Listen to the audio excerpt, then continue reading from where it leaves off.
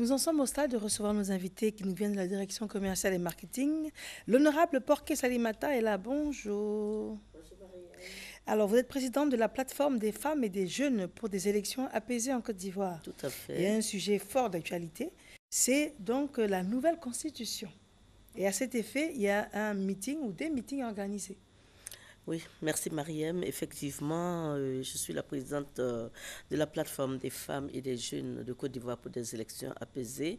Et dans cette plateforme, vous avez plusieurs organisations, comme son nom le dit. Il y a le réseau des femmes paix et sécurité dans l'espace CEDEAO, le RESFECO. Nous avons également l'Association des femmes juristes, le RESA, qui est une organisation des jeunes de la Mano, une organisation des jeunes universitaires.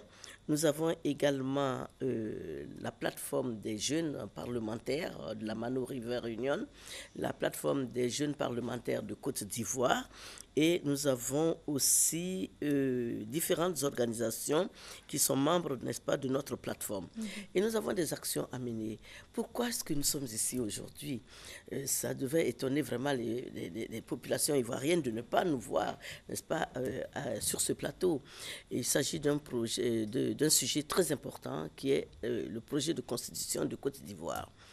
Et les Ivoiriens doivent pouvoir entendre la voix de la société civile. La société civile qui représente aujourd'hui le 5e pouvoir. Après le média, 4e pouvoir, nous sommes maintenant le 5e pouvoir. Donc nous sommes l'interface entre les populations et les gouvernants. Et c'est ainsi qu'après avoir étudié, analysé ce projet-là et rencontré les experts plusieurs fois, nous avons apporté notre contribution. Donc il est important que nous allions vers la population pour leur expliquer de façon simplifiée ce que c'est que la Constitution. Parce que quand on dit aux populations, la Constitution est la loi fondamentale de notre pays, allez demander à la femme du marché ce que c'est que je ne sais pas moi, la loi fondamentale de notre pays. Alors nous, de façon simplifiée, nous leur disons que c'est la fondation, tout comme quand vous construisez une maison, il faut que votre fondation soit bien faite, soit profonde, ou bien on peut leur dire c'est le socle. Mais nous le disons vraiment de façon simplifiée et de façon, et surtout en langue. Nous allons diversifier cela dans diverses langues et montrer aux femmes et aux jeunes que c'est eux qui portent cette constitution sur la tête. La constitution est portée, la Côte d'Ivoire est portée par les femmes et par les jeunes. À cet effet, vous avez un meeting à Bobo? Oui, à cet effet, nous avons un meeting à Bobo à 14h, aujourd'hui même. Et à l'intérieur du pays, vous avez le Parlement des jeunes, dirigé par Vajosier, qui se trouve également dans le Cavali. Vous avez le Parlement des jeunes parlementaires, qui se trouve aussi dans le Haut-Sassandra à Daloa, toujours aujourd'hui. Et à Boaké, vous avez la RESA, c'est-à-dire le Parlement, l'association des jeunes universitaires. Vous avez les femmes juristes également qui vont couvrir une bonne partie de la Côte d'Ivoire. Elles sont membres aussi de la plateforme. Elles seront à Tiekoubé le 27, le 25, du 25 au 28, le secrétariat général de l'AFJCI. Elles seront à Djamé le 28, elles seront à Koumassi le 27 et à Port-Boué le 28. Nous y serons, toute la plateforme y sera. Donc à cet effet, nous invitons toutes les femmes, tous les jeunes, à être présents, n'est-ce pas, à toutes nos rencontres pour mieux comprendre et poser des questions.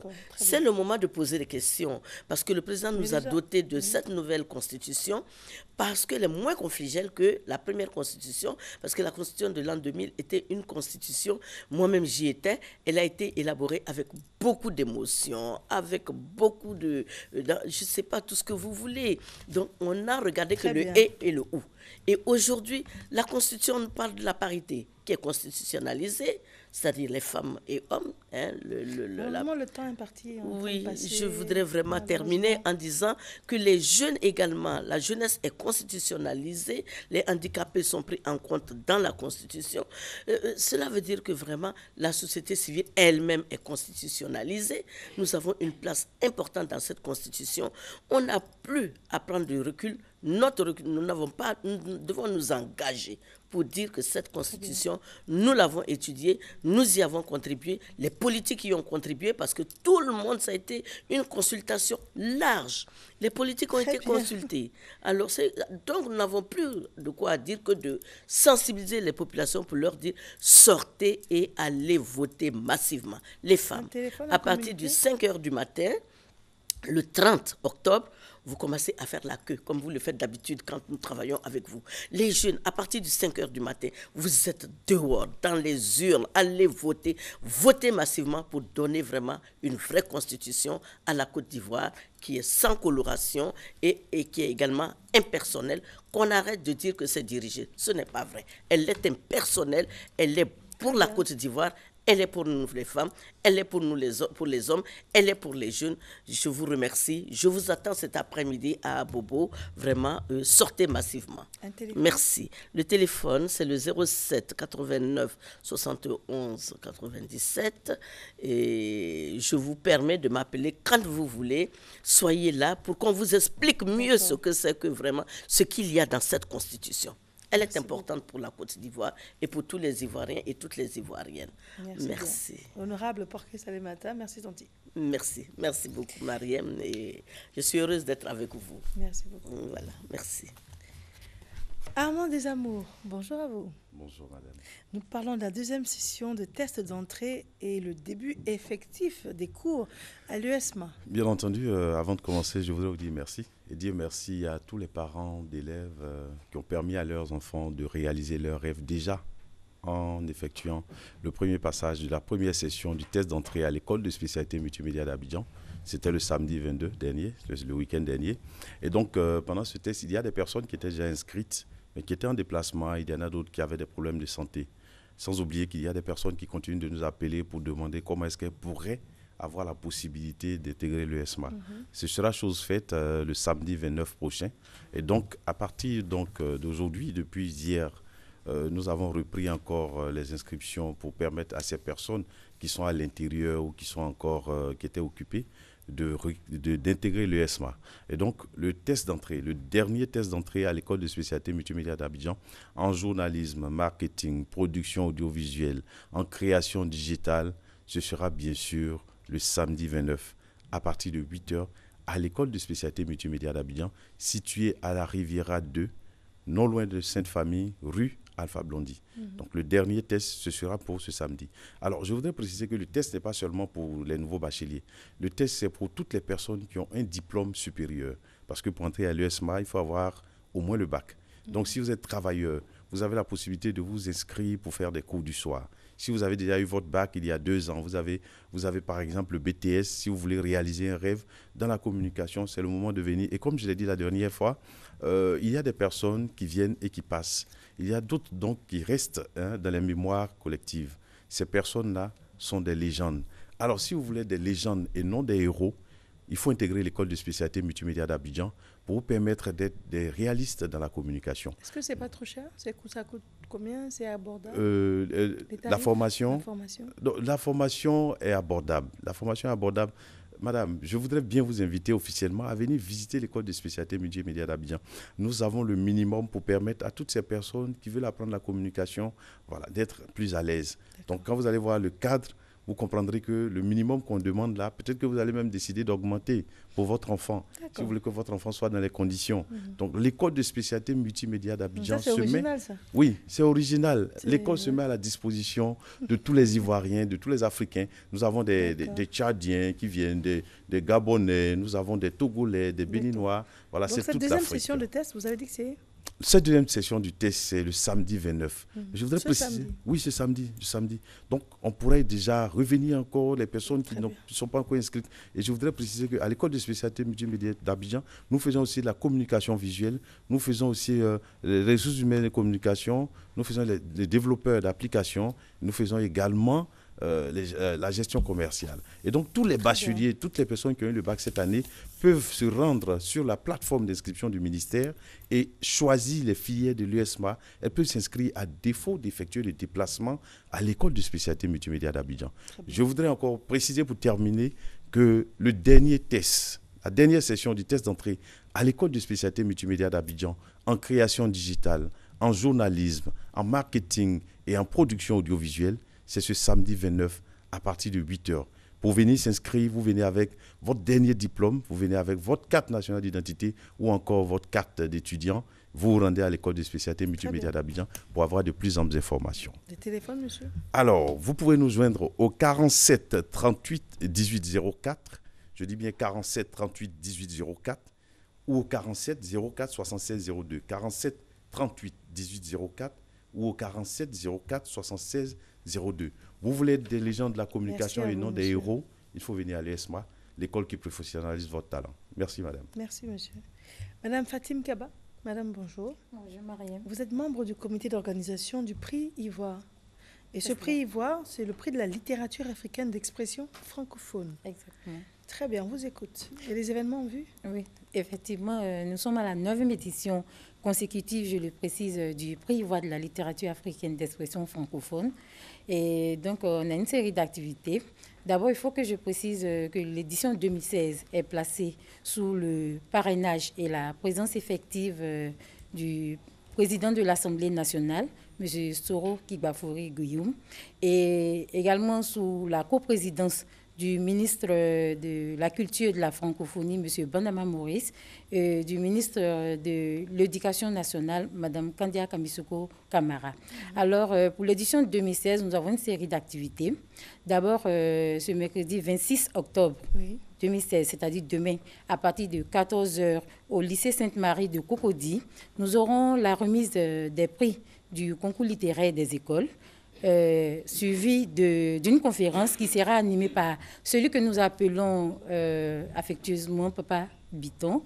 Il s'agit de M. Isaïe Biton Koulibaly, l'auteur le plus lu en Côte d'Ivoire, qui va nous faire une conférence sur le thème de la puissance de la lecture, qui n'est autre qu'un de ses ouvrages, un essai littéraire qui a remporté en 2006 le Grand Prix littéraire Kaïl Sidra. Voilà. Et donc, il sera avec nous demain à partir de 14h au lycée Sainte-Marie pour animer une conférence suivie d'une dédicace de tous ses ouvrages. Et le jeudi, nous aurons 2 forums littéraires et avec les invités spéciaux d'Akwaba Culture. Pour cette année, nous avons l'écrivain et scénariste des célèbres bandes dessinées Aya de Yopougon, que nous connaissons tous. Il s'agit de Marguerite Aboué, qui sera avec nous le jeudi 3 novembre à partir de 10h à l'école internationale Espoir des Moments de Yopougon-Sidessi, là où Marguerite Aboué a passé une bonne partie de son enfance. Donc, elle va animer une conférence autour de ses ouvrages. Et dans l'après-midi de ce même jeudi, à l'INSTAC, à partir de 14h, nous aurons un deuxième invité qui est Barek. Comment il s'appelle, Barek Ould Beyrouk, voilà, qui est écrivain journaliste mauritanien, qui est le Grand Prix Amadou Kourouma 2016, qui sera avec nous à l'INSAC pour animer une conférence. Et le clou de ces événements, c'est bien sûr le dîner gala du prix Ivoire, qui aura lieu le vendredi 4 novembre à partir de 19h30 à l'Eden Golf Hotel. Et c'est là que sera décerné le prix Ivoire 2016. C'est à combien les tickets d'entrée? Les tickets, bon, pour s'en procurer, je pense qu'il vaut mieux appeler. Et on a des contacts qui sont les 07 90 52 52, 07 90 52 52. Et on a également le 07 05 74 05, 07 05 74 05. Ben, pour les autres activités, l'entrée est libre, mais pour le dîner gala, voilà, vous prenez des tickets. Merci beaucoup, madame. À ce stade de notre matinale, nous allons vous diffuser un communiqué de l'ONI, le spot de la rubrique beauté, et nous allons parler des yeux de biche, des lèvres pulpeuses, des pommettes et des joues regalbées. La médecine esthétique le permet. À tout de suite.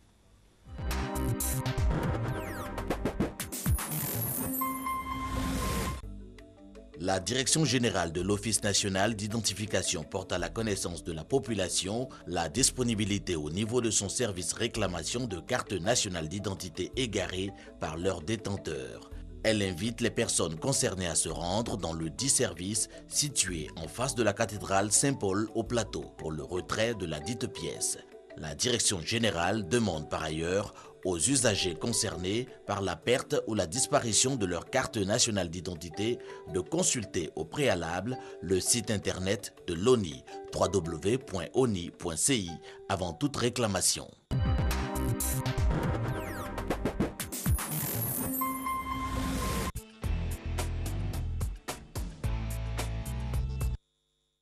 Alors, nous allons parler beauté avec le docteur Sonia Anagono. Bonjour, docteur. Bonjour, Mariam. Joyeux anniversaire, docteur.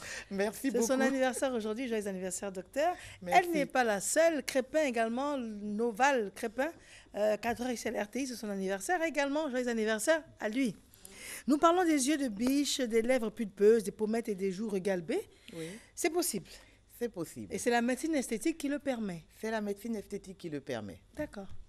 Alors, tout ça, yeux de biche, joues regalbées, c'est juste pour dire comment restaurer les volumes sur le visage. Voilà. Vous pouvez avoir les joues creuses, dû au fait que vous prenez de l'âge et que les hormones diminuent dans votre corps. Ça peut être dû au fait que vous avez tout simplement perdu beaucoup du poids. Il y a des personnes qui perdent du poids volontairement ou ils sont obligés à cause d'une maladie, notamment le diabète ou etc. Ou voilà, ça peut être aussi dû à des extractions dentaires. Le fait d'enlever certaines dents creuse les joues. Alors pour toutes ces raisons, la personne peut ne pas retrouver son visage parce que les joues sont creusées. Et avec la médecine esthétique, nous pouvons restaurer ces volumes-là. Voilà. D'accord. Donc, on est curieux sur le plateau. On prend un peu de graisse de la cuisse et puis on met dans les joues. Mais ça, c'est la chirurgie esthétique qui fait ça. Non, la médecine esthétique aussi permet de prendre la graisse, mais seulement avec un certain recul, on a montré que cette façon de faire n'était pas très efficace dans le sens qu'elle n'était pas durable. Nous avions effectivement des résultats, mais ils n'étaient pas durables. Donc aujourd'hui, vraiment, ce qu'on appelle la médecine intégrale anti-âge a décrété que l'implant le plus sûr et qui a des résultats efficaces dans le temps est ce qu'on appelle l'acide hyaluronique. Très bien. Donc, ce sont des machines qui permettent ça. L'acide hyaluronique, non, c'est un gel visqueux que nous avons nous-mêmes dans notre propre corps, mais qui a été synthétisé et qui, justement, est injecté dans les zones creuses du visage, notamment les joues. C'est cousin au Botox? Cousin dans le sens qu'on injecte aussi, mais ce n'est pas le même produit. Le Botox, lui, par contre, on l'utilise dans le haut du visage. Quand on parle de yeux de biche, quand vous avez les yeux qui tombent, qui s'affaissent, le Botox permet justement de les étirer, de les remonter, ou tout simplement, si la personne a envie d'avoir des yeux un peu plus en amande, c'est permis avec le Botox. Au passage, ça enlève certaines rides sur le... Ça enlève certaines rides. Oui, mais pendant combien de temps? Parce qu'il ne s'agit pas non plus de le faire, de trouver un mari, faire un grand et beau mariage, et le pauvre monsieur se réveille 2 ans après, et il voit une vieille pomme ratatinée dans son lit. Oh, non, non. Alors, c'est vrai que pour le Botox, c'est un peu plus court. Nous parlons de 6 mois à 8 mois qu'il faut renouveler. En général, quand on renouvelle une fois, ça tient un peu plus longtemps. Mais pour les implants volumateurs, notamment l'acide hyaluronique, nous parlons à peu près de 2 ans. D'accord. 2 ans et il faut... Maintenant, je tiens à rassurer quand même les personnes que quand l'implant est résorbé, donc que l'effet passe, on redevient comme avant, pas pire qu'avant. C'est la question que j'allais vous poser. Vous lisez dans mes pensées. Oui, j'anticipe parce que ce genre de question est souvent posée. Non. Vous redevenez comme avant, donc vous n'êtes pas une vieille ratatinée. Il faut juste faire ce qu'on appelle des retouches, tout simplement. Et... On peut le faire aussi souvent que souhaité? Oui, il faut respecter évidemment le délai. Vous ne pouvez pas faire... C'est important de poser la question parce que, voilà, c'est pas dès qu'on observe un petit défaut qu'il faut venir... c'est pas du paracétamol, non. Quand vous avez été injecté une première fois, il faut quand même respecter le délai d'au moins 18 mois avant d'être réinjecté. Donc, on suppose que l'effet est toujours là. Donc, avec une petite retouche, la personne ça veut dire... Parce que... Par définition, ça ira de mal en pis physiquement avec les années. Donc, dès l'instant où on rentre dans ce genre de soins de beauté, on n'en sort plus logiquement. Donc, est-ce que tous les 18 mois de sa vie sur Terre, à partir de l'instant où on commence, on peut continuer? Écoutez, on n'en sort plus, c'est trop dire. C'est vrai qu'on peut commencer par justement ces implants, mais avec d'autres techniques qui sont encore plus soft, qui ressemblent à des soins esthétiques. Je dis qu'ils ressemblent parce que c'est quand même des techniques de médecine. Vous continuez de garder l'effet trouvé. Et puis après, il y a tout tout ce qui va avec l'hygiène alimentaire, le sport, apprendre à raffermir le visage par des exercices musculaires voilà, du visage. Voilà, il y a des techniques associées qui vous permettent justement de garder cet effet et ne pas être en train de courir tout le temps. Notre but n'est pas forcément... Non, non, non. C'est vrai qu'on prend de l'âge toujours, mais il y a des façons quand même de garder cet effet avec des techniques hygiéno-diététiques. Et tout ça, donc, quand on dit hygiéno-diététique, on déduit bien que ça n'altère en rien la santé. Non, au contraire. Au contraire. Alors, il faut d'abord apprendre à combattre l'oxydation. Vous avez les rayons UV qu'il faut éviter, le soleil, voilà, des aliments trop riches, trop gras. Voilà, quand vous êtes dans l'hygiène et que vous faites attention à votre qualité de vie, au contraire, c'est encore mieux pour la santé et vous avez des effets durables par rapport aux techniques médicales esthétiques que vous auriez entrepris. Très bien. Alors, quand on vous entend parler, on a vraiment l'impression que c'est une combinaison entre la médecine et l'esthétique. Tout à fait. C'est pour ça que ça s'appelle la médecine esthétique. Aujourd'hui même, c'est un volet de la médecine qui est de plus en plus pris en compte, même dans les universités. De notre temps, il fallait finir et puis faire des certificats, mais maintenant, c'est un volet qui va être même pris. Donc, c'est vraiment l'esthétique, mais par la médecine. Nous avons l'esthétique fait par les esthéticiennes qui est bien sûr très important, mais l'esthétique fait par la médecine est nécessaire à partir d'un certain âge ou à partir d'un certain niveau, je vais dire. Voilà. Et on peut revenir en arrière. Par exemple, je viens pour des lèvres pulpeuses, et puis je regarde le résultat, j'aime pas. Je peux revenir en arrière on peut enlever? Oui, on peut revenir en arrière, tout à fait. On peut revenir en arrière. Mais nous estimons que dans ce genre de cas, le praticien doit aller vraiment très lentement pour éviter ce genre de... Mais on peut venir en arrière. Et j'en profite pour dire aussi que de la même façon qu'on peut restaurer les volumes, on peut les diminuer aussi.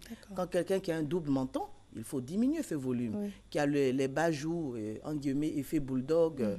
Voilà, c'est des zones aussi qu'on peut diminuer. En tout cas, merci pour vos conseils. Et puis, c'est important de savoir que ce sont des méthodes qui existent aujourd'hui. Tout à fait. On peut vous demander conseil en appelant?